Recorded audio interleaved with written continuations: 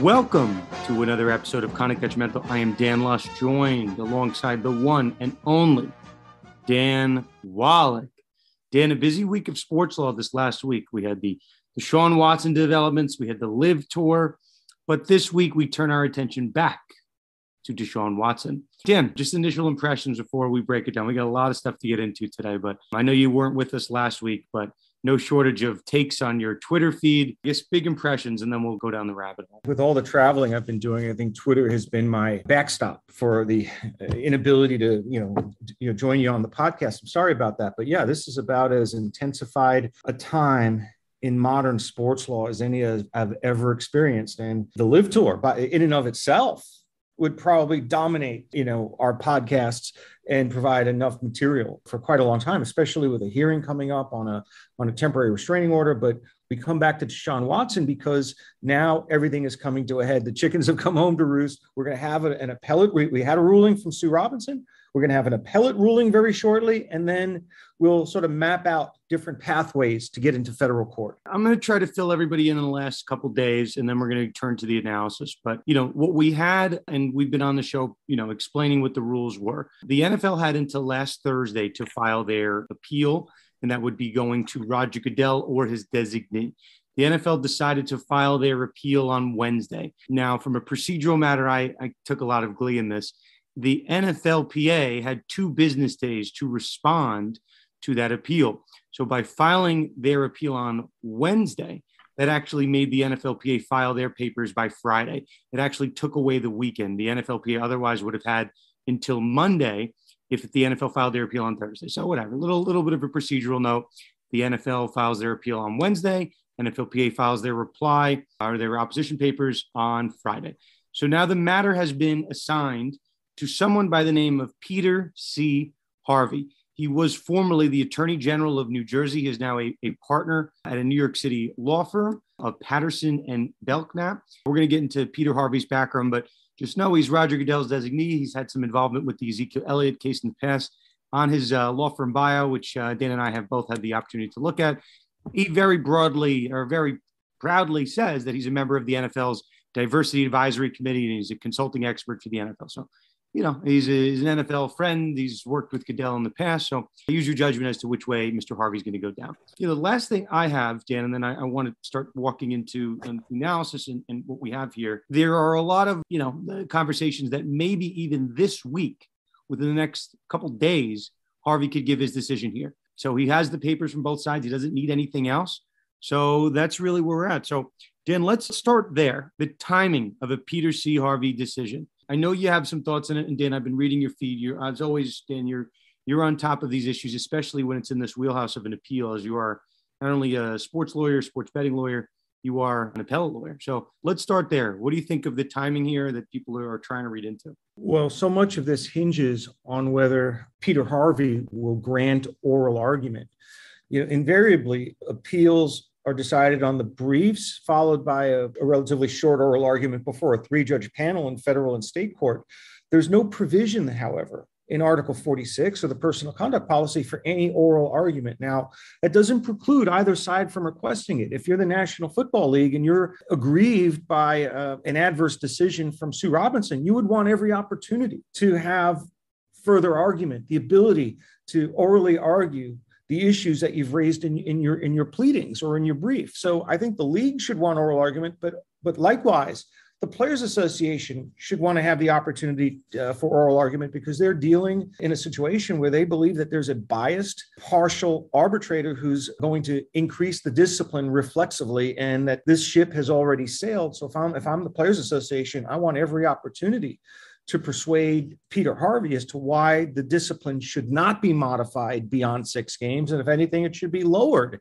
I would welcome that opportunity if I was the Players Association. And then on the issue of bias or evident partiality, there's this sort of line of reasoning from the Adrian Peterson decision and from the Deflategate court ruling that because the players have agreed to an appellate process where the commissioner or his designee decides on the severity of the discipline, that the ability to argue evident partiality has been foreclosed. And I don't necessarily believe that, because look at it this way. If the commissioner is the one deciding the appeal, I could accept that to a limited extent. But now he's outsourcing this to a law firm and a lawyer who does business with the NFL, who wrote portions of the personal conduct policy, was on the NFL advisory committee for diversity, and was an investigator in connection with the Ezekiel Elliott disciplinary proceeding 5 years ago. But most seriously, from my lens, the thing that maybe puts him over the edge in terms of bias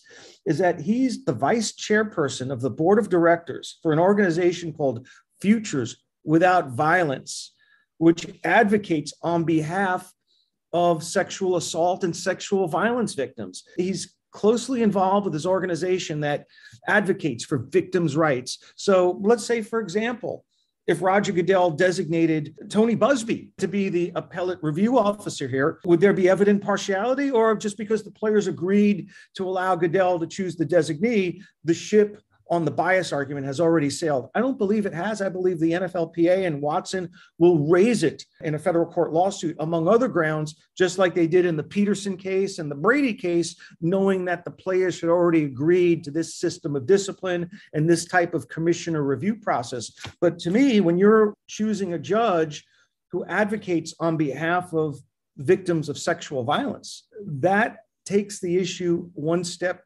further and actually creates an image or a perception that the judge is not an objective judge, but he's an advocate for victims of sexual violence. Just like you wouldn't designate Busby, you wouldn't designate any of the victims here to be the judges. You have to choose a judge that has some semblance of partiality, and his involvement, deep involvement in a leadership position with this organization, I think taints him as an arbitrator and maybe opens the door to a viable bias or evident partiality argument. Let's hang here for a second. I've certainly been one to say, this new system looks a lot like the old system because that's where we are. We're at Goodell or his designee. And the term bias has always been one that's applied to the system. And you and I haven't spoke about this.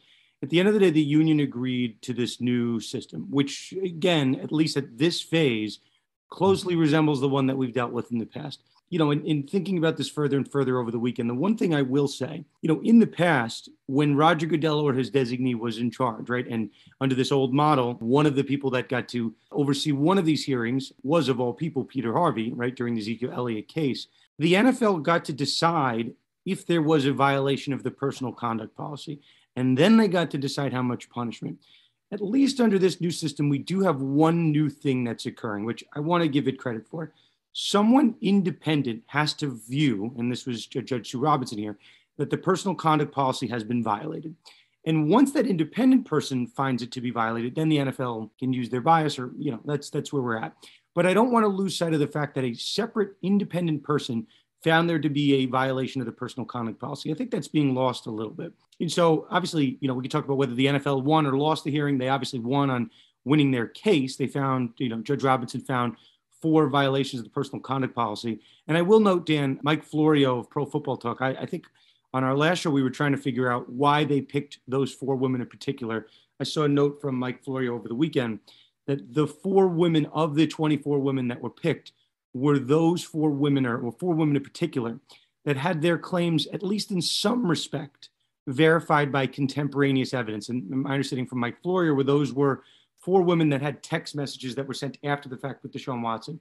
We've spoke about on our show, Watson seeming to express some remorse in a text message. So that'll answer some of the questions as to why only 4 women were presented to Judge Robinson and not 24. But neither here nor there. We're now past that. We're now at the, the Harvey stage.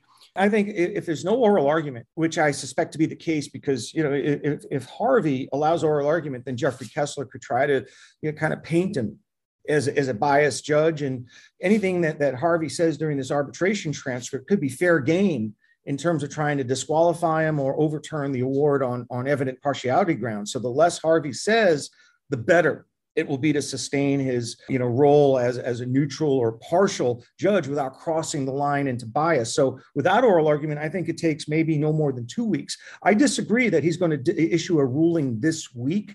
Everybody knows that this is headed to federal court if he throws the book at Deshaun Watson. Anything beyond, let's say, 10 games really puts us on track for a federal court lawsuit. And knowing that, I think arbitrator Harvey will want to take his time, not too much time, but not necessarily rush into an improvident decision. So it might take 2 weeks, but I don't believe he's going to rush it out the door this particular week. I think more realistically, next week is the week of the decision without oral argument.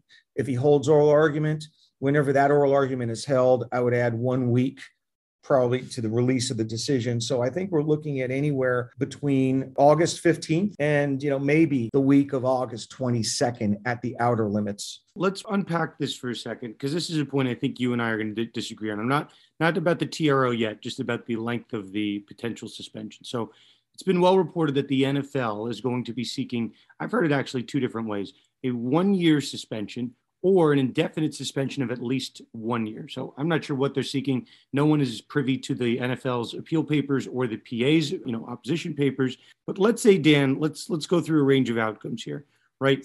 I think everyone expects the suspension to be upped, right? So it could be looking anywhere between 6 games, right, and this indefinite suspension of at least 1 year.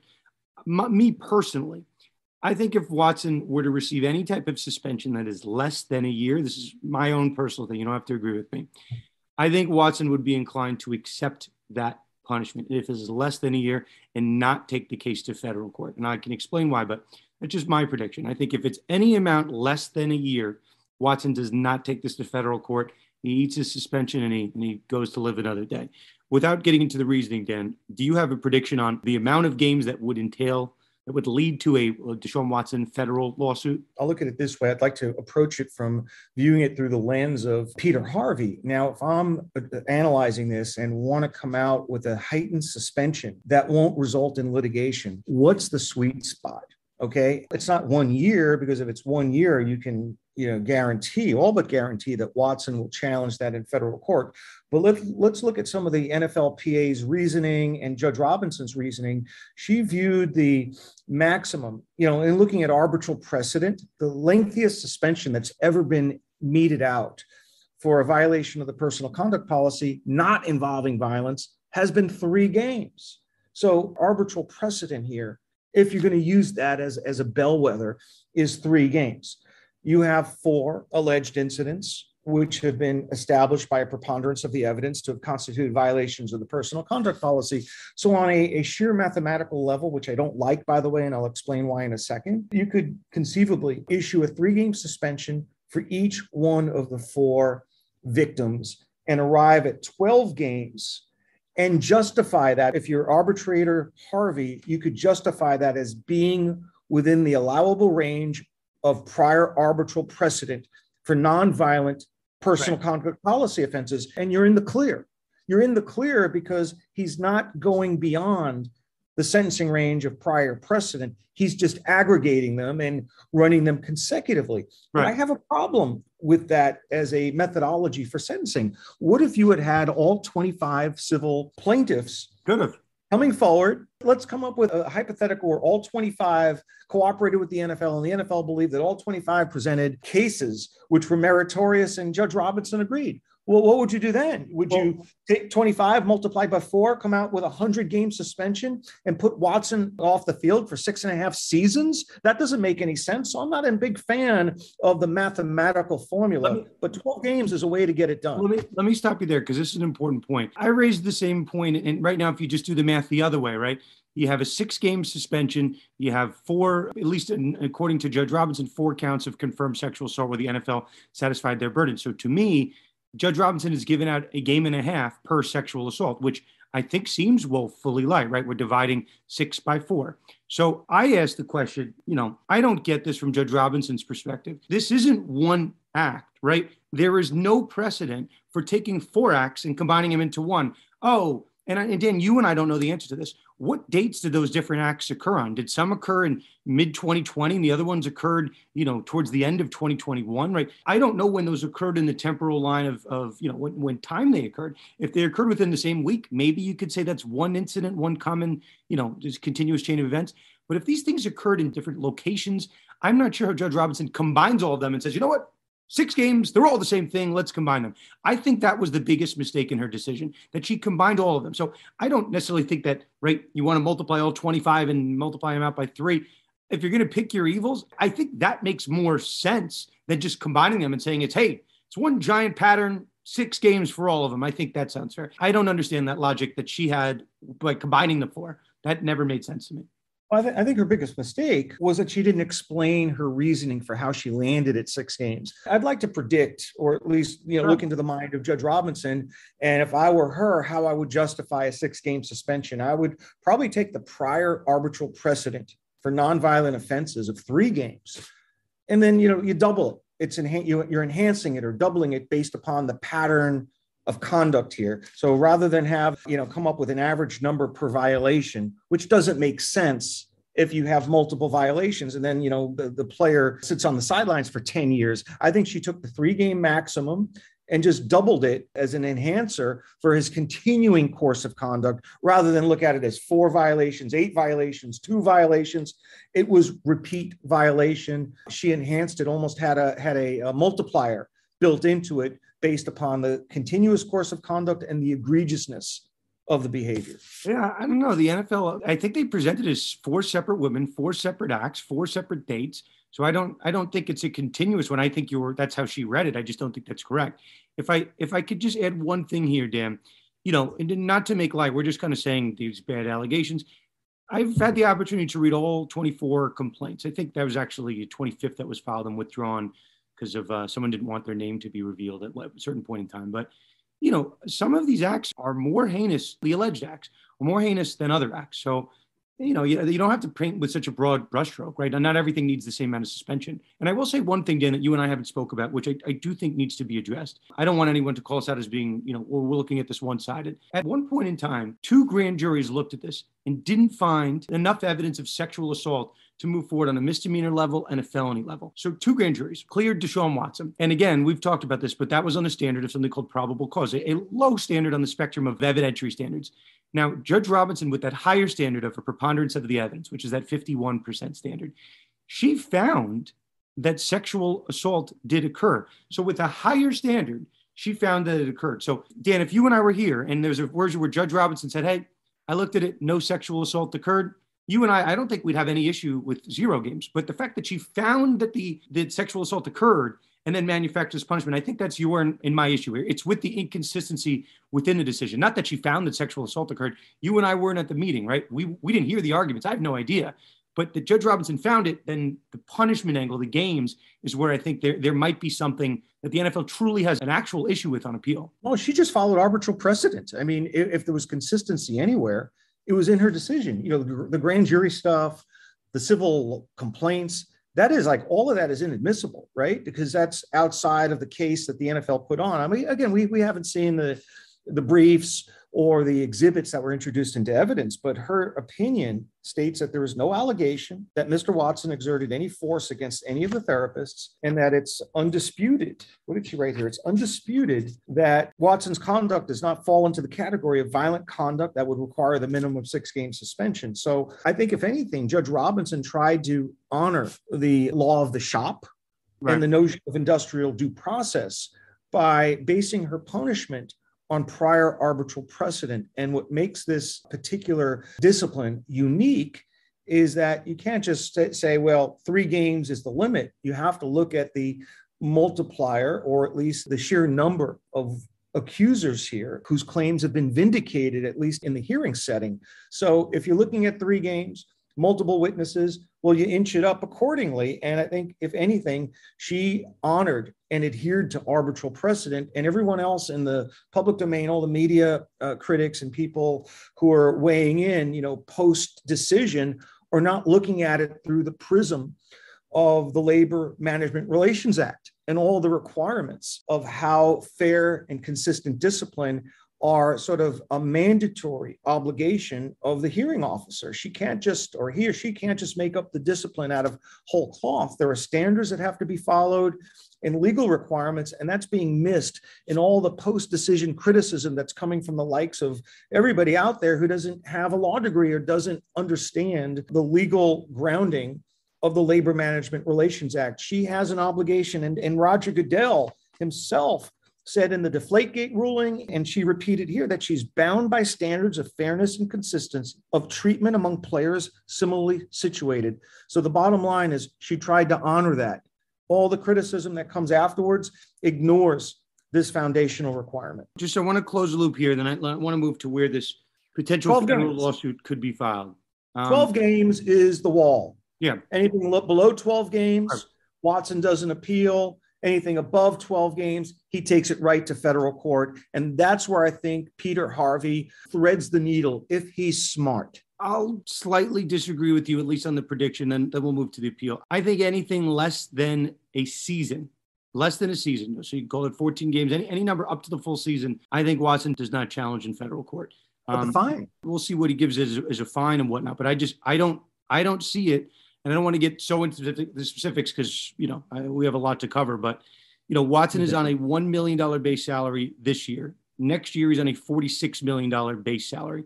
If he takes the case to federal court, there is the chance, right, that the suspension, if you're battling this out and you have a true Deflategate saga, we can get into the likelihood of success on the merits and all that fun stuff that comes with the TRO. But there is at least that chance, right, that the suspension might carry over into the next year. So right now, with a $1 million base salary, Watson is on the hook for, it's a $57,000 game check every game he missed.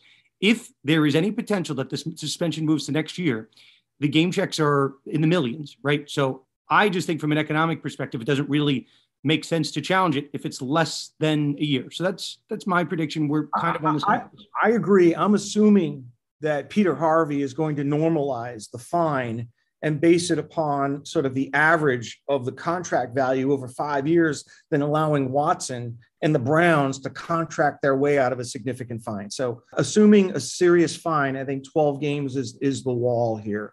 Right. And the only just to close this loop, there is conversations maybe about the NFL ordering Watson to go to counseling. So we'll see what comes of it. But we'll see what the contingencies are. But from a game perspective, I think, Dan, you and I are on the same page. Okay.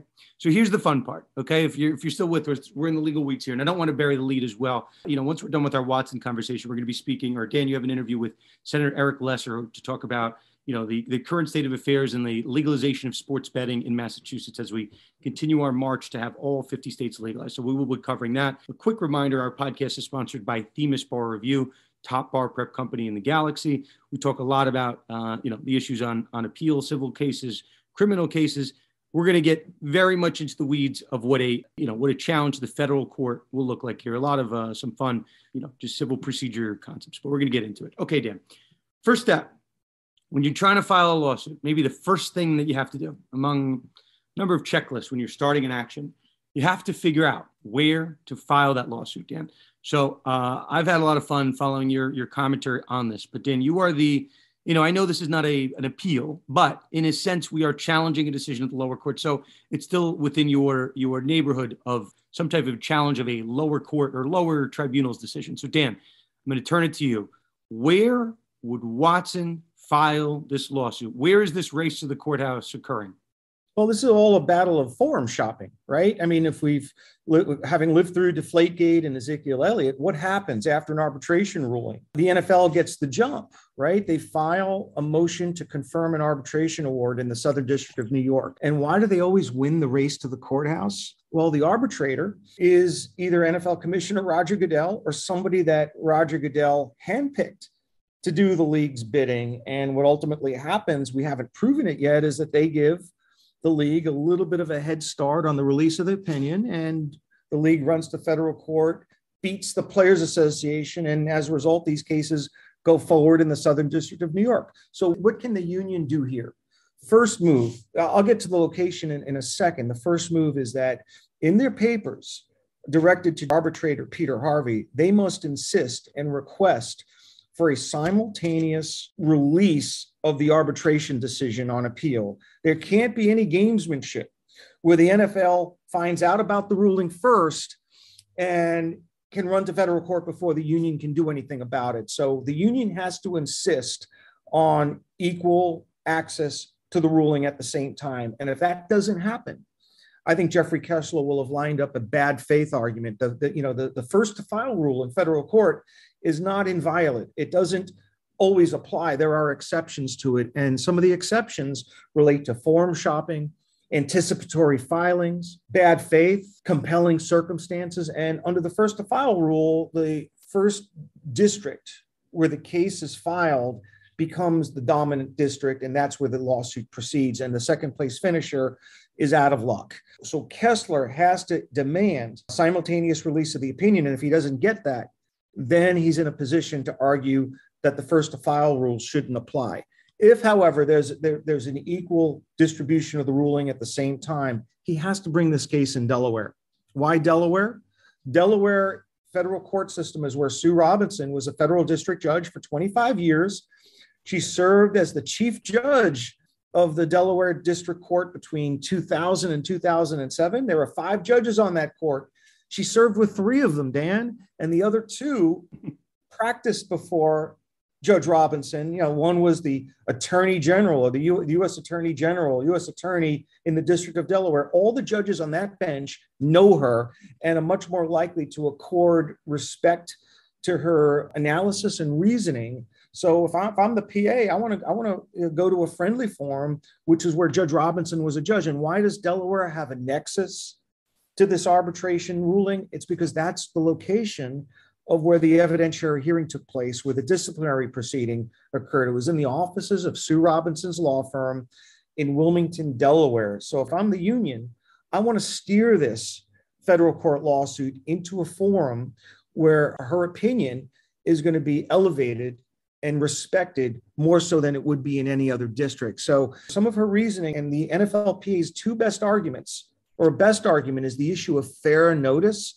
that what the league is trying to do here is discipline players for nonviolent conduct more severely than they've agreed to discipline players for violent conduct. And that raises the issue of fair notice. And fair notice means, well, you have to have an amendment to the personal conduct policy, or you have to make it clear in the personal conduct policy so that the players understand not only that the conduct will subject them to discipline, but they have to be apprised of the severity of the discipline. And that's an argument that Sue Robinson, utilized in her reasoning for why a 6-game suspension rather than the full 1-year suspension was warranted. That's part and parcel of everything. So I think if you're the Players Association and you want to prevail on that argument, you have to bring it in a tribunal where Sue Robinson's, stature is at the highest. I have to ask you this. I know I'm jumping ahead a little bit, but this is a thought that I've had in talking through this with lawyers, non-lawyers. Some of the worst aspects of Deshaun Watson's allegations. I haven't read any complaint where Watson actually inflicted some type of physical, pain or beating on someone, right? As was one might say with a traditional version of, domestic violence or something like that. What Watson is accused of, and when we don't know the specific allegations that underpin these particular 4 women, but there are allegations that they're so bad, Dan, that I'm not sure. I'm certainly, you and I are not ones to say what's worse, right? Domestic violence in a traditional sense, or, the worst of what Deshaun Watson's being accused of with, maybe it's not violent, but it's violating someone's person, violating someone's dignity, if assuming that's established. So I know Judge Robinson drew a line in the sand between nonviolent conduct and violent conduct, but who was Judge Robinson to draw that line, right? I think she asked the NFL, my understanding is she asked the NFL on the spot during the oral testimony, right, or the oral, statements, what is your definition of sexual assault? And I don't think sexual assault comes in all shapes and sizes. It doesn't necessarily fit in a neat box, right? But I think, when Judge Robinson, I understand what she tried to do, fit this into a neat box that is precedent and saying, hey, if the NFL wants to step outside this precedent, they have to provide fair notice to the players that they're trying to do that. But, I don't know, what I'm trying to say is Watson's case is an unprecedented one in terms of quantity and actually in terms of what is alleged to have transpired. So I find it very hard for Robinson to make sense of the fact that she stretched and bent over backwards to put this in a box that was precedential when on a couple of levels, this is an unprecedented case. So I get this fair notice point, but is that really at the end of the day, like if you need fair notice if you're going to try to put, this version of sexual assault into the box that the NFL wants it to. Does that kind of make sense? I think the players already have fair notice that committing a sexual assault will subject them to discipline. But when the Ray Rice saga unfolded, the NFL had only the ability to suspend players for 2 games. And when that blew up in Roger Goodell's face, the league had to amend the personal conduct policy to establish a minimum suspension of 6 games for domestic violence and other types of conduct that involved, violence or the use of physical force. So that was the fair notice that was given to the players. And Goodell acknowledged in his testimony before Barbara Jones that players have to receive fair notice when you're impacting or affecting a change, a whole cloth change to the policy. Now, it raises the question, is this a change to the policy? That might be open to debate and open to interpretation. But I think the NFL is the architect of its own personal conduct policy, and they're also the architect of their own complaint against Watson before Judge Robinson.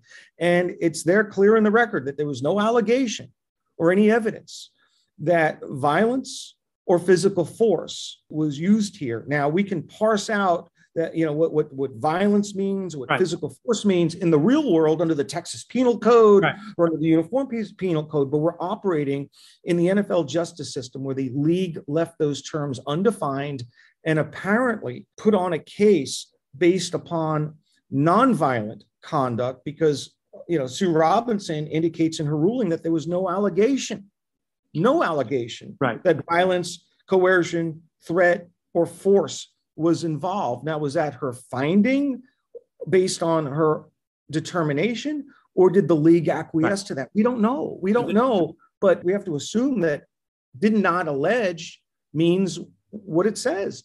Did not allege it. Offline in between the episodes, you and I had 2 interesting conversations. We'll close the loop on the first, and I want to get to the second. But this one is, I think you fairly read Judge Robinson's decision as saying the NFL didn't present evidence of violent type of conduct. And I read it, just reading between the lines, maybe there was a world where the NFL explained in their own world what they thought violent meant, right? But, in Judge Robinson's mind, that statute wasn't met under the NFL's definition, right? I view sexual assault, me personally, right, as when you see it. Violent sexual assault. I don't know what violent necessarily means. Violent to me could mean some type of physical injury, but it doesn't necessarily have to be that. So what we're getting to is that the NFL is trying to put these definitions in a really kind of black and white box. And they're not necessarily that, right? And Dan, you and I are not ones to define what sexual assault is, what violence is. But what we do know is that 24 women filed lawsuits here, and they said that the contact that occurred was non-consensual. So, some people draw the line at consent, non-consent. Judge Robinson wants to draw the line here, right, at violent versus non-violent. I'm not sure why that line is being drawn the way the NFL decided to do that. No, I think the line is between non-consensual and use of physical force. Right, but I don't know if that violent line, use of physical force, right? Does that make sense? I mean, you could have physical force without violence. I think if Peter Harvey tries to recharacterize the evidence in a way that's contrary to the NFL's prior statements, or he's limited to the evidence that was put on in the case and the briefs that were filed by the Players Association, by the NFL. If the league didn't characterize this as violence or use of physical force, Peter Harvey would be acting outside of his authority. And that's a very important buzzword. Arbitration decisions can be overturned in federal court when the arbitrator exceeds his authority. And if he reads into the record something that's not there, he runs the risk of jeopardizing his enhanced discipline, when I've said earlier that there's a middle ground or a number he can arrive at that gives the NFL almost everything it wants, short of a full year suspension, where he doesn't have to incur the risk of being overturned in federal court. 12 games gets him there. If he tries to characterize this as a crime involving violence or physical force to justify raising the suspension to 16 games or more, when that's not part of the record, he's arguably exceeded his authority as the arbitrator and puts his ruling into legal jeopardy. I think it's a good time to get into the second point. The one that, you and I talked about offline, and maybe there's been some developments on. The question is, right, if and when Watson files, in this case, he files it in New York, Delaware, wherever it ends up getting filed, if he asks for a temporary restraining order, right, and that's to essentially hold the suspension that is issued in abeyance. And the question is, what length of suspension is being appealed? Is Watson trying to appeal the suspension that starts in week 1? So in theory, the full year suspension, or is he trying to hold the suspension in abeyance that start week 7? It's a fancy way of saying, Dan, you and I were going back and forth. I know Mike Florio has weighed in. A couple people have weighed in here. has Watson essentially waived his right to appeal the suspension issued weeks 1 through 6 because he didn't appeal Judge Robinson's ruling. So it's an interesting kind of back and forth here. So the question we're kind of getting to is Watson, all of a sudden, no matter what happens moving forward, whatever Harvey does, whatever, because Thursday came and passed and Watson did not appeal Robinson's finding, is he just acquiesced to weeks 1 through 6. So that's the question here. Dan, I know you have a lot of thoughts in it. I know Florio does as well. I'll let you take the first crack at it. I slightly disagree with you. I've moved more closer to your stance in the past couple of days. I'm not completely off the bandwagon, but I'll let you take it from your standpoint. I've got 3 reasons why Deshaun Watson is not going to get a TRO to play in week 1. And not only that, he's not even going to ask for a TRO. And here's why. Okay. The number one of the core elements of a temporary restraining order is a showing of irreparable harm. Well, irreparable harm comes from, missing the games and having, losing the opportunity to, participate in your chosen profession. But he's waived the right to claim irreparable harm because he had the ability under Article 46 to appeal Judge Robinson's 6-game suspension by filing an appeal within 3 business days. He did not pursue that appellate remedy. And as such, inarguably, in my view, waived his right to claim irreparable harm. Now, I've practiced in the federal court system as a commercial litigator for close to 30 years. If there's one area I've probably gotten a PhD in, it's extraordinary motion practice, motions for temporary restraining orders, motions for preliminary injunctions. I've briefed, argued, won, lost, litigated the issue of waivers of irreparable harm all throughout my career. And I have such a conviction on the issue of waiver of irreparable harm here. Waivers usually come from delay in asserting your rights. If you wait 3 or 4 months before filing for a TRO, well, the passage of time means that you've sat on your rights and you've waived the right to claim irreparable harm. It's the same principle when you're given an opportunity to pursue an administrative appeal to challenge those first 6 games and pass on it. What Deshaun Watson is doing through that action is telling the court that he's not going to be harmed by missing the first 6 games because he acquiesced to the punishment. So number one, it's an issue of waiver of irreparable harm. And without demonstrating irreparable harm, you can't get a TRO. You need to show all 4 elements, the most important of which, besides likelihood of success, is a strong showing of irreparable harm. He's waived it. Number 2, Peter Harvey's appellate ruling is not new discipline in and of itself. By its very terms under Article 46, it's a modification of the existing discipline. The appeal, and I'm reading right out of Article 46, the appeal shall be limited to arguments why, based on the evidentiary record below, the amount of discipline, if any, should be modified.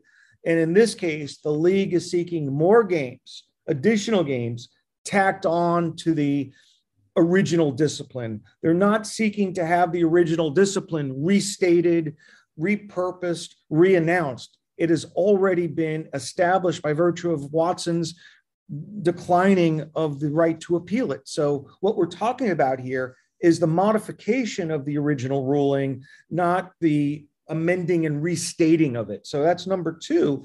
And number 3, let's humor the people who believe that a TRO is possible in week 1. Well, I'll grant you, let's just for the sake of argument, agree that Watson can show irreparable harm. What's the argument for likelihood of success on the merits? It's going to be fair notice, right? You're going to have the best argument, at least that we know of at this juncture, is that the Players Association is going to argue that the league didn't provide players with fair notice of the severity of discipline for nonviolent personal conduct policy offenses because prior arbitral precedent set the baseline or the maximum at 3 games. So if that theory is credited and the union wins on that theory, they're basically telling the court that the most that Watson could have been suspended is 3 games under prior arbitral precedent for nonviolent personal conduct policy offenses. So a 3-game suspension would be the very least that would happen here. And he would be missing weeks 1, weeks 2, weeks 3 anyway. I don't see any scenario under which an argument on the likelihood of success on the merits wipes out the entirety of the discipline. I'll jump in here. In your third point, you hit on where my head keeps going, right? We are talking about what Watson is going to do in federal court. The man has not been suspended for a year at this point.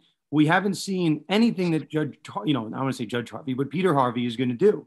We don't know the full grounds yet of what might constitute this challenge to federal court. So for anybody, I'm not saying it's you, and I don't want to call out our friend Mike Florio, but there was a movement on Friday. I saw so many people speaking in like absolute truths. There is absolutely no chance that Watson will play in week 1. And I'm like, well, let's at least see what Harvey does at this level. Let's see how he phrases this decision. Because Dan, to your point, and I think you couched it very well, Watson right now is suspended right through the first 6 weeks of the season. If the NFL, if Harvey's decision says he is suspended for the weeks 1 through 6, and we are tacking on, we are modifying it by adding, 12 weeks of a suspension to take you to week 18. I don't know. That's pretty clear what's being done. This is the first time we are testing the disciplinary procedure under the 2020 CBA. If Harvey writes, right, we are vacating the prior punishment issued by Judge Robinson and instituting a 1-year suspension. That's different language, right? He's not going to be so dumb. He's not going to be dumb enough to do that. But I am not ready to say there is no chance that he can't play week 1 until we know what he's doing, until we hear what he's going to say, until we hear the arguments that are offered. And then, Dan, also this likelihood of success in the merits. We spent a lot of time talking about on this podcast, this issue of bias, right? We don't know what Harvey's background is. We don't know what he's going to take to the table. We don't know, right? I don't know. All I can tell you is this from where I sit in this standpoint, and you and I were talking about it offline. There are people that are keyed into Watson's camp and we're not going to name them here, but people that seem to have a pulse on these proceedings from Watson's perspective.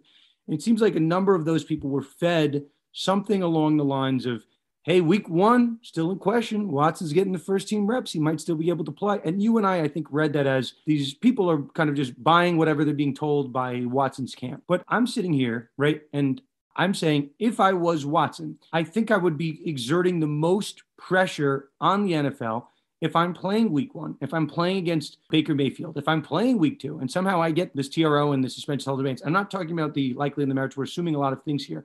But in that world, that's the most pressure to maybe force a settlement, right, to end this federal court saga. So I think Charles Robinson, a friend of our show who's been on, recently said that the tides have been shifting, that we're now leaning towards a world where the NFLPA is not going to seek a TRO on week 1. But I think until Harvey issues his decision here, I'm not ready to say it's impossible. And I don't think anyone's now saying that. I could win the lottery tomorrow, but the likely scenario here is that Harvey is going to extend the suspension to 1 year and try to justify it based upon multiple offenses consistent with prior arbitral precedent, or maybe the egregiousness, pattern of conduct. He's going to increase it. He's going to justify it based on something. What's the argument that you could even think of? Give me a hypothetical besides fair notice and evident partiality. Can you give me a single hypothetical scenario that there would be a merits-based attack on his arbitration ruling that would wipe out the entirety of the punishment? Give me a single ground that would work. So I just want you to note on the record that you said that the chances, just so we have it here, chances of winning the lottery are the same percentage chance that of Watson playing in week 1 in the NFL. I think Watson's got a better chance to play week 1 in the NFL. I just played those mega millions for that $1 billion.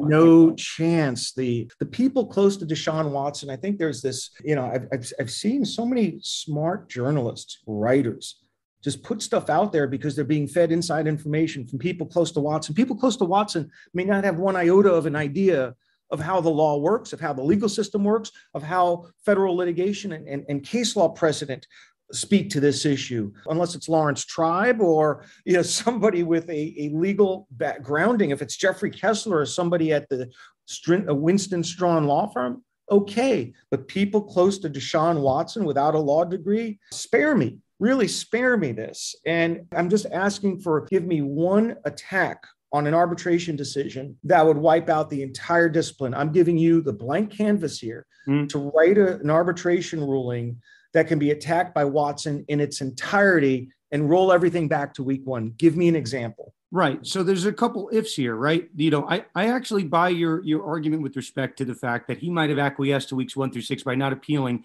by that Thursday deadline. So I think that's hurdle number 1, right?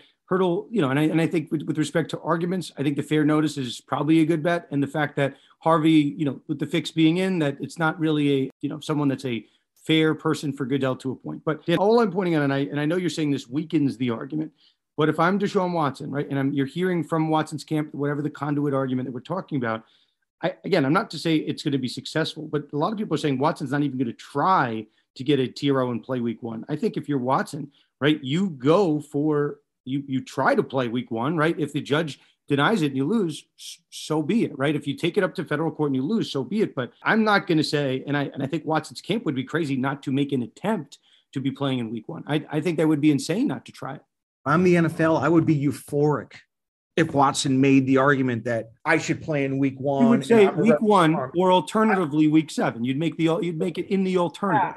I would be euphoric that the Players Association would advance such a specious argument because it waters down their otherwise good argument on the issue of fair notice, which, by the way, is not a clear winner anyway. Need I remind our audience that statistically, at least in the Southern District of New York, labor arbitration awards challenged in federal court are confirmed at a rate in excess of 90%.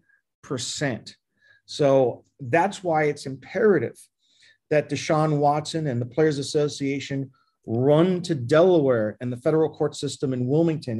And I forgot to mention one other key point. I think the argument, and this is really important before we go to the next point, even if the NFL were to win the race to the courthouse and file the suit in the Southern District of New York, I've got the winning argument for Deshaun Watson as to why the Southern District New York court should transfer it to Delaware. The NFL doesn't even need to file a motion to confirm the arbitration award because it says here in Article 46 that the arbitrator's decision will constitute full, final, and complete disposition of the dispute and will be binding upon the players, clubs, and parties to this agreement, meaning that the arbitration ruling in and of itself is immediately binding as to the participants involved. No need to run to federal court to confirm it. And I've said all along, and I've said this before, the NFL's tactic in trying to confirm an arbitration award is nothing more than a fiction designed to wrest venue away from the Players Association. In these types of battles,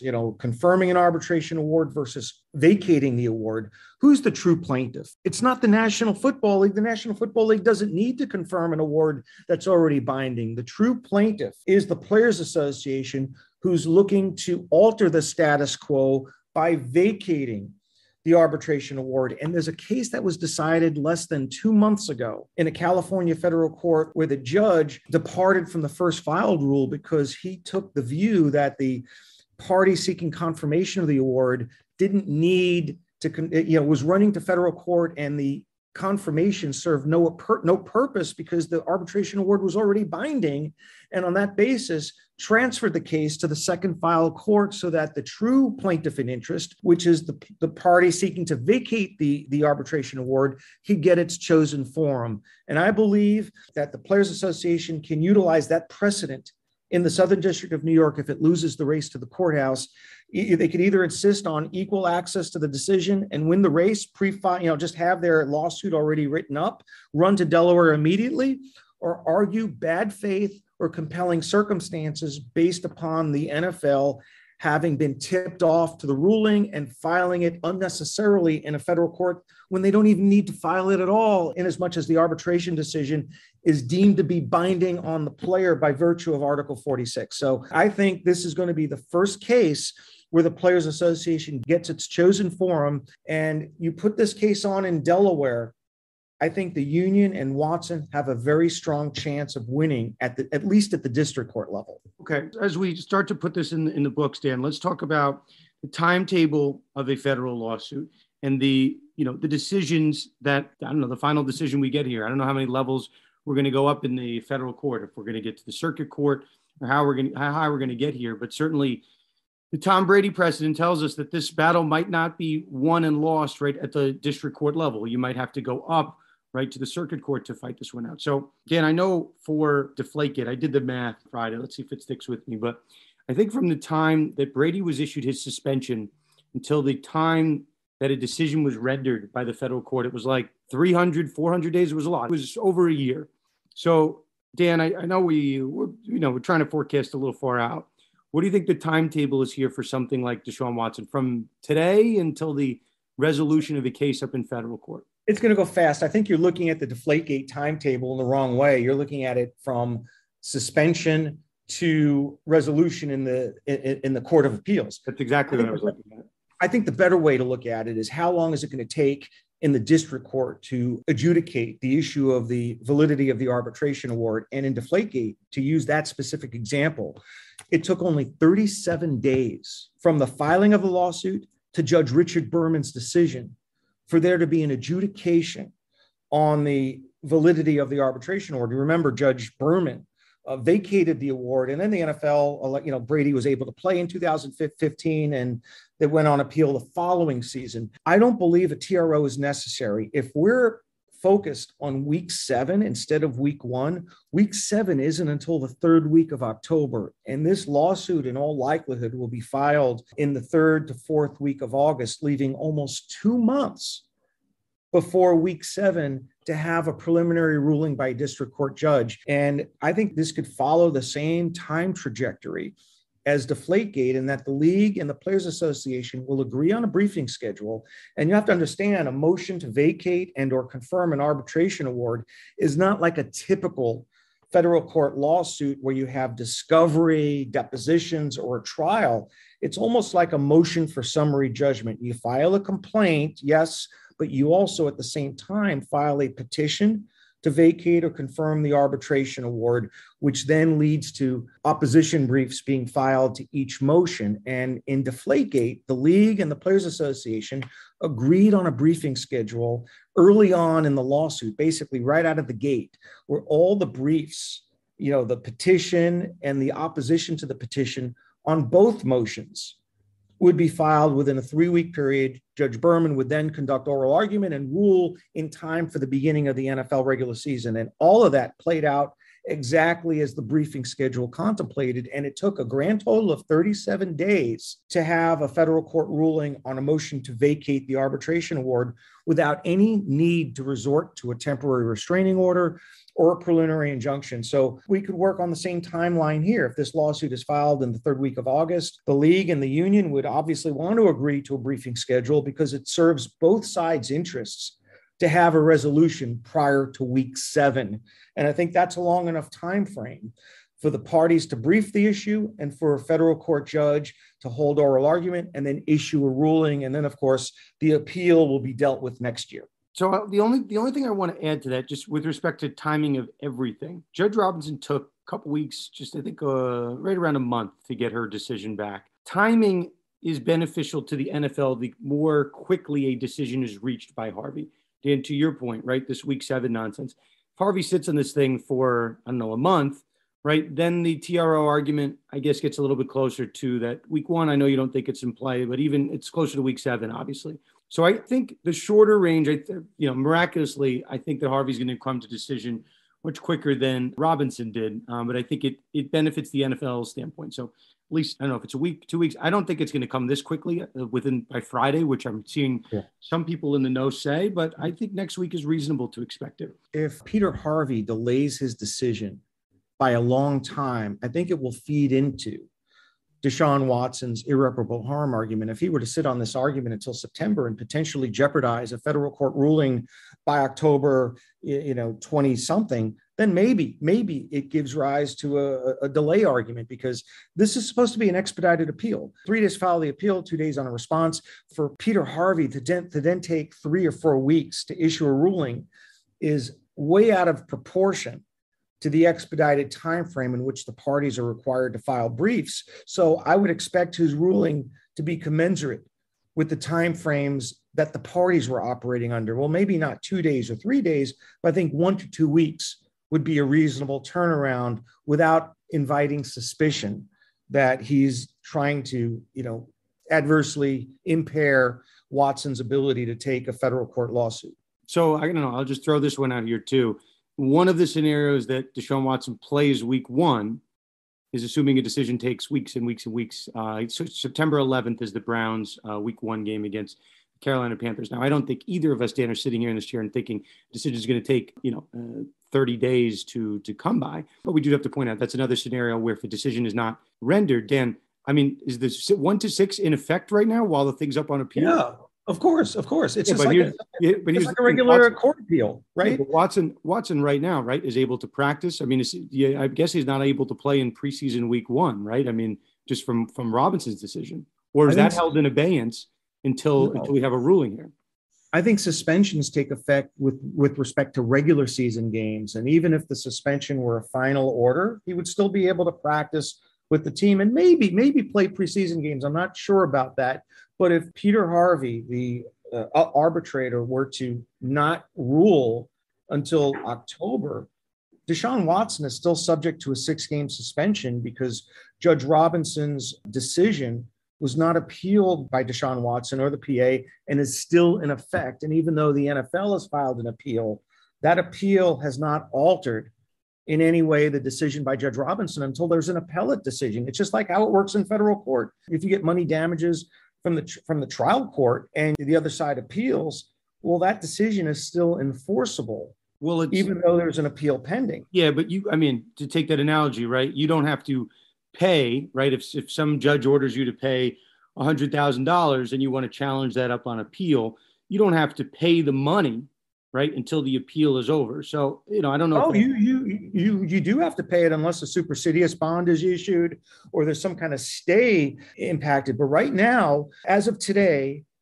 Deshaun Watson's 6-game suspension is in effect because that is the decision which under Article 46 constitutes a full and final decision by the disciplinary officer. It's full and final right now. Right. But Watson, at least as of today, right, we're not talking about what Harvey's going to do. Right now, he's still practicing. Right now, he's getting first team reps. Right now, he's not suspended. Right now, he's playing with the team. So, but he's suspended right now, but he can practice and play in preseason games because the suspension doesn't take effect until the regular season. Right. No, we're splitting hairs here. I'm saying until Harvey comes down, right, it's business as usual, at least until you get up to week 1, and then it's maybe a different story.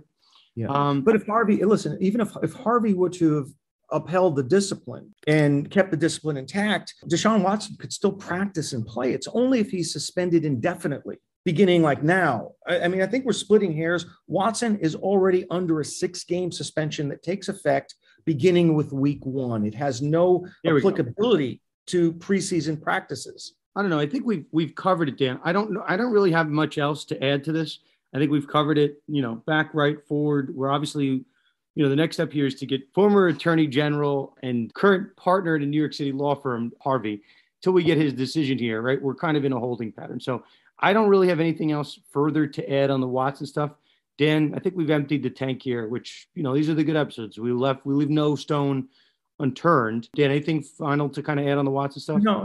We were going to get into the merits of the lawsuit when we have a decision. But I think we've looked at all the possible angles with respect to the appeal and then what the next steps might be and where they occur. So I think this is a natural stopping point for at least this phase of the Deshaun Watson saga. I think we can put a pin in the Watson conversation. Obviously, we're trying to cover all angles of it. There's a lot to cover here, but we try our best to empty the tank and hopefully answer all the questions that we've been getting online. No easy transition here, but Dan, you had a great conversation, as I'm told, with Senator Eric Lesser, multiple-time guest on Conduct Detrimental, about the current state of sports betting legislation in the state of Massachusetts. Dan, anything to kind of give a preview to your conversation with Senator Lesser? Well, this is a big development in the world of legalized sports betting. In a year where only 2 states were able to get over the hump and pass sports betting legalization bills, Massachusetts became the 3rd one a week and a half ago. And it's going to be such an important market because that's sort of one of the most fervent sports fan bases in the United States. And this is really a unique bill that's been the byproduct of a lot of internal debate and disagreement over collegiate betting, advertising restrictions, and there was a lot of skepticism that the Massachusetts Legislature Conference Committee would be able to reach a compromise, and lo and behold, they did. So I talked to Senator Lesser, for approximately 20 minutes to sort of get the inside story on how the Massachusetts legislature was able to reach a compromise. And we began to look into the future as to what the world of legal sports betting in Massachusetts would look like, and how the legislature reached some of its compromise solutions and how they got to where they ended up. So fascinating conversation with one of the pivotal figures in the debate around legalized sports betting in Massachusetts. It's a good time to transition over to your conversation with Eric Lesser. We have the man of the hour as our special guest this week, the Senate chairperson of the Joint Committee on Economic Development and Emerging Technologies in the Commonwealth of Massachusetts, Senator Eric Lesser. Welcome back. Finally. Hey, Dan. Some told us this day would never come, right? Sports betting completed in the Massachusetts legislature. So very exciting.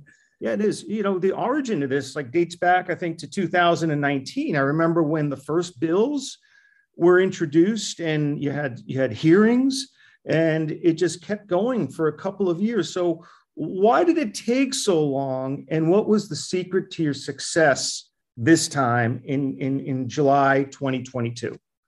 Well, Dan, first, just want to thank you because, you and I connected a couple of years ago at this point. Your expertise in sports betting and in sports law really helped us, and following a lot of your work and a lot of your writing, really helped myself and the other conferees and the other legislators that were working on this. And I remember us talking well over a year ago about the different kind of permutations of the bill. And you were always a really thoughtful sounding board. You always asked great questions. So I just want to thank you because it was a long time coming. This process started, right, Dan, after PASPA was overturned by the Supreme Court, which was back in 2018. So we've been kind of handling and dealing with the sports betting question ever since then.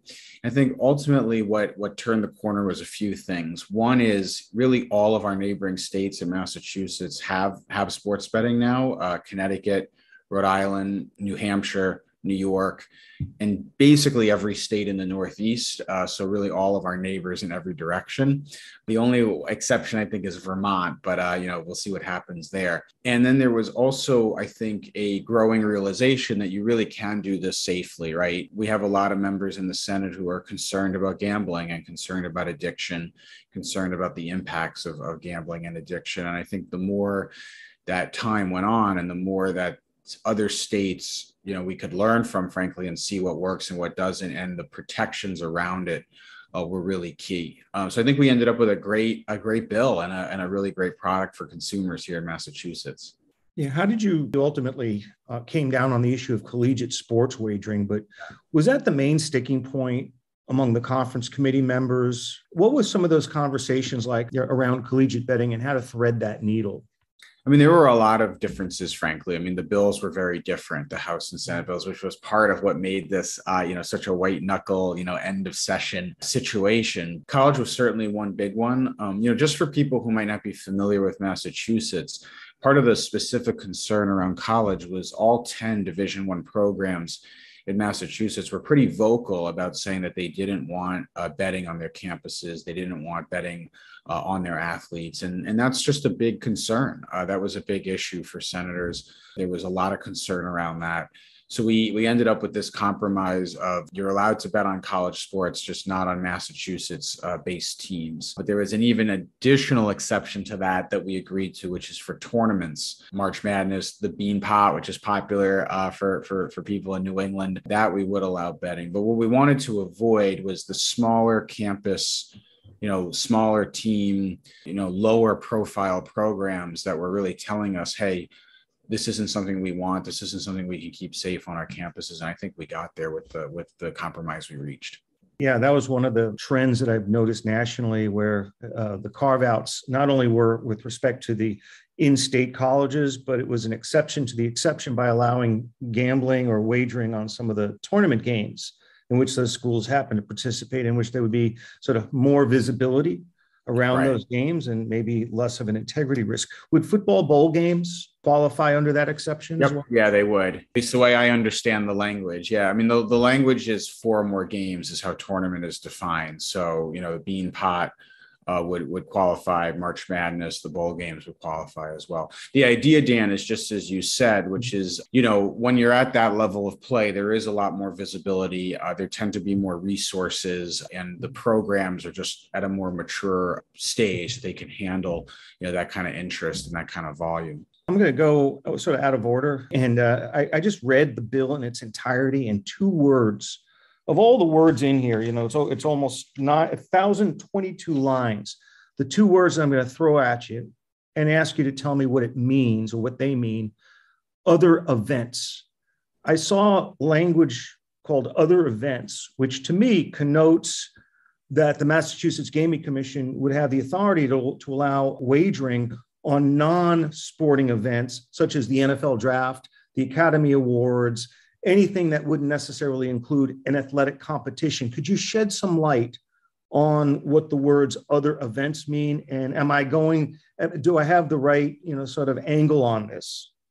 Well, I think that's pretty far afield at this point, frankly. I mean, the idea was some of these unresolved questions, people wanted to get a bill done, would now go into the hands of the Gaming Commission. So it does leave the door open for potentially other, not just pure traditional games, but other items, other events, so to speak, that could be wagered on. But, that's up to the Gaming Commission. So it's going to be one step at a time. I mean, the sense we get from the Gaming Commission, obviously they do their own thing, they're independent, but the focus is really going to be on getting the core pro sports games up and running, getting the collegiate that's allowed up and running, and then working with obviously both the brick and mortar and the digital vendors to get that going. But there is a flexibility there for potential expansion, at the discretion of the Gaming Commission. Same thing with esports as well. Yeah, I was going to mention esports. Yeah, I mean, that was, so the Senate bill did not include esports, and the Senate bill was more restrictive in terms of other types of wagering that could happen. So the compromise there was, we're going to give the Gaming Commission some discretion. And by the way, the legislature has the prerogative to step in, and adjust that in future sessions as well. So, that part of the bill, I think, was intentionally left to give some flexibility. You've entrusted the Gaming Commission with a significant amount of heavy lifting. For example, one of the debate points, or I guess differences, was on the issue of advertising restrictions. The Senate bill included a whistle-to-whistle ban on sportsbook advertising from 5 minutes before the game and through and including the end of the game plus 5 minutes for all live, televised, and streamed sporting events. You've excluded that language from the final bill. Is there a reason for that? And does that reflect, trust and, just you really have a high degree of confidence in the Gaming Commission getting this right?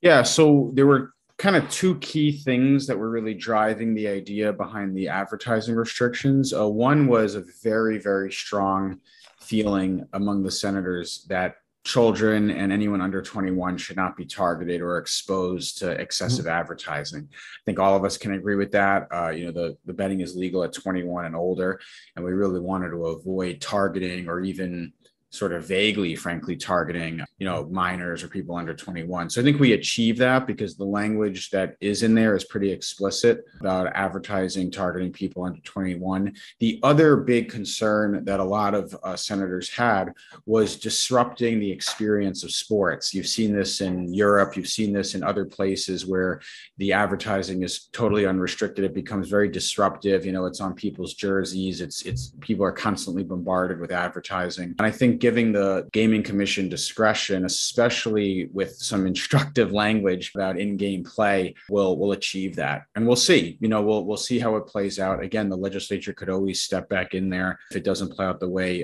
we hope. But our sense is that the language we do have is prescriptive enough, but also gives the Gaming Commission the authority and the flexibility, to issue the regulations that they think are appropriate. Yeah, and I think their white paper on responsible gaming and advertising earlier in the calendar year may have given you some insight into the Gaming Commission's thinking about how they might approach the issue, so that maybe they're a little bit ahead of the curve in thinking about these issues, and you have some confidence of where this process may end up. We have a great gaming commission in Massachusetts. It's very professional. It's very well run. I've sat on the Gaming Policy Advisory Council for the last several years.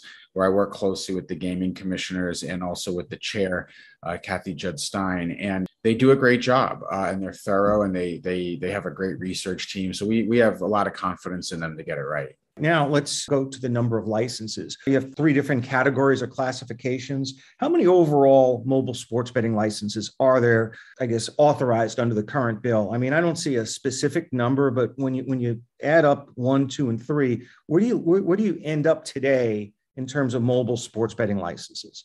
Well, it's a little bit hard to give an exact number because there's a whole bunch of different ways people can get a mobile license. There's a standalone mobile license, and we allow up to 7. And then there are also two what's called skins per brick and mortar casino, as well as potential digital licenses attached to the horse tracks.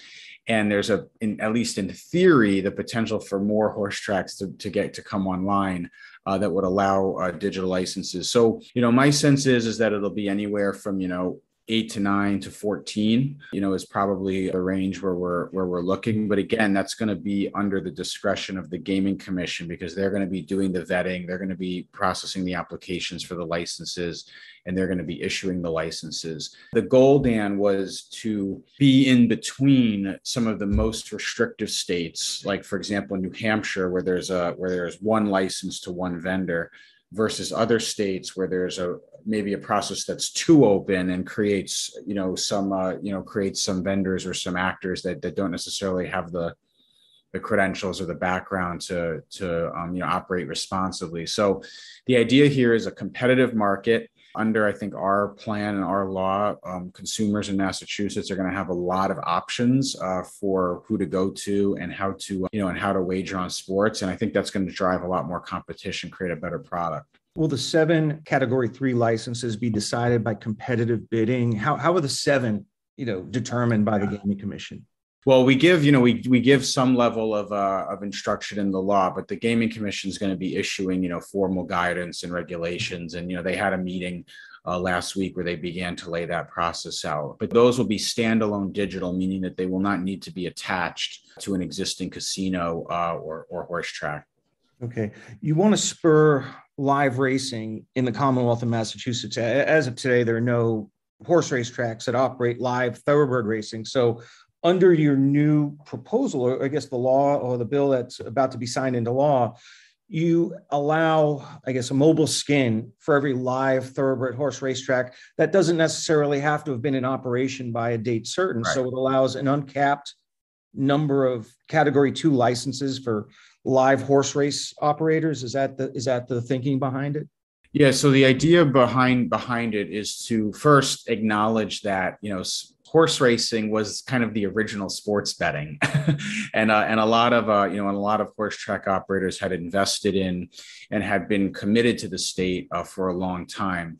But there was also a belief, Dan, and a desire in the legislature to help promote this industry. It supports a lot of rural economies in Massachusetts. It helps protect open space in a lot of areas, and it's part of the economic development mandate of the legislation, because it will help potentially spur new horse tracks and new developments around the state, including in areas of the state outside Boston, that don't have the same type of high tech and life sciences ecosystem supporting people. So that was a big part of the bill, and also there were several bills in our committee, that touched on sports betting that included the horse track consideration. Last question. I know I've got to let you go for another call. I want to turn to the future. The bill provides for 2 studies conducted by the Massachusetts Gaming Commission, one of which would be devoted to promoting the inclusion of minority-owned and women-owned businesses in sports betting. And the other study, which is, I guess, related, is the notion of bringing kiosks, sports betting kiosks, to retail establishments such as bars and restaurants. And I see that as a growing trend nationally. I know in Ohio and Maryland, and those are 2 states that allow betting at stadiums, arenas, restaurants, bars, Arizona included as well. Is this study committee with an eye towards sports bars, or could we possibly also be looking at professional sports venues as being folded into future legislation? What's the scope of this type of study, and what's the goal? Well, we'll see where the study leads and what the commission's recommendations are. But the goal here was twofold, Dan, and actually a lot of the advocacy for both those measures came out of Western Mass. A colleague of mine, Orlando Ramos, a state representative from Springfield, and also Senator Adam Gomez, a colleague of mine from the Springfield area, who's in the Senate. Really champion those two provisions. So first on the commissioner on minority and women involvement, it was really an acknowledgement that this sector has some work to do in terms of promoting more diversity and including more minority ownership, especially in the licenses. So the commission is really going to be looking at and providing recommendations both to the legislature and potentially to the gaming commission on ways to promote more diversity, promote more small business involvement. And then the second one on the kiosks, I think the main goal there was to think through how to help include local businesses, local restaurants, local sports bars, and some of the benefits of this new wagering industry. Because as we've just described, Dan, the brick and mortar casinos, which are mega companies, often publicly traded large corporations, and many of the digital licenses also are going to very, very large companies. There was just a feeling in the legislature that we should try to be proactive about including small businesses. So that was really the idea. The kiosks at venues certainly could be part of it. I know obviously in Washington, D.C., we've taken a look at that, what Ted Leonsis and others have done in D.C. There's certainly been a push in Massachusetts to try to include the stadiums and venues themselves. So we'll sort of see where those commissions lead. But that was the idea behind both of those provisions. You may be back at it next year, trying to effectuate the recommendations of the Gaming Commission. Could we see another bill in 2023? I mean, let's not get ahead of ourselves. The ink's not dry on the core bill here, but the idea is look, we're always making adjustments. The legislature is making adjustments to all kinds of laws and policies. We've set up a new industry. It didn't exist last year, and we're going to see how it all plays out. We wanted to get it up and running, but there are mechanisms in this bill to keep an eye on it, to make recommendations back on changes and tweaks.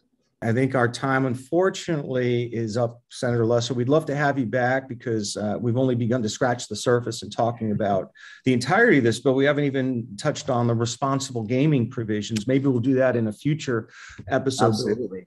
I thank you for your time, and thanks for all of your hard work in finally bringing sports betting legalization to fruition in the Commonwealth of Massachusetts. And hopefully by the Super Bowl in 2023, we'll all be able, not me, but you'll be able to legally place a bet in your home state, as will everybody else. So congratulations on a job well done, and thanks for joining us, and good luck in your quest to become the Lieutenant Governor of Massachusetts.